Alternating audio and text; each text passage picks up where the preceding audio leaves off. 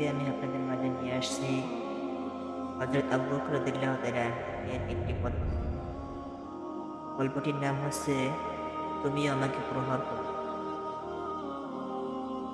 একবার হযরত আবু বকর রাদিয়াল্লাহু তাআলা যাকাতের উট বন্টনের ঘোষণা করলেন। উট আনা হলো। তিনি ঘোষণা করলেন, কেউ যেন অনুমতি ছাড়া আমার কাছে না আসে। ওদিকে এক নারী তার স্বামীর হাতে একটি লাগাম দিয়ে বলল, এই লাগামটি নেও। হতে পারে আল্লাহ তাআলা আমাদেরকেও একটি উট দান করবেন।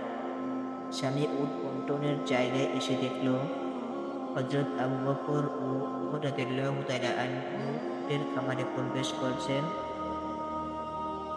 সে আর অনুমতির তোয়াক্কা করল না। অনুমতি ছাড়াই খামারে প্রবেশ করল। হযরত আবু বকর রাদিয়াল্লাহু তাআলা আনহু পিছন ফিরে দেখলেন, এক ব্যক্তি খামারে প্রবেশ করেছে। এমনকি তার হাতে একটি লাগামও রয়েছে। তিনি খুব রেগে গেলেন এবং তার হাতের লাগাম দিয়ে তাকে প্রহার করতে লাগলেন। এক পর্যায়ে উট বন্টন শেষ হলো। হযরত আবু বকর রাদিয়াল্লাহু তাআলা আনহু ওই ব্যক্তিকে ডাকলেন, যাকে তিনি প্রহার করেছিলেন। লোকটি এলো। তখন আবু বকর রাদিয়াল্লাহু তাআলা আনহু সেই লাগামটি লোকটির হাতে দিয়ে বললেন, তুমি আমার থেকে বদলা নিয়ে নাও, আমাকেও প্রহার করো।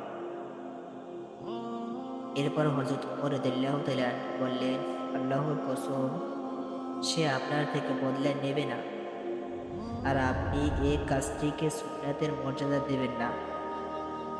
আবু বকর রাদিয়াল্লাহু তাআলা আনহু বললেন, তাহলে কিয়ামতের দিন আল্লাহর শাস্তি থেকে আমাকে কে বাঁচাবে?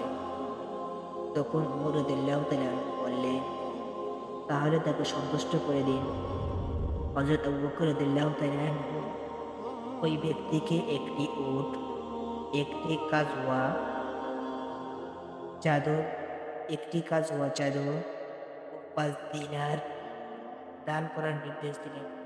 লোকটি খুশি হয়ে বাড়ি ফিরে এল।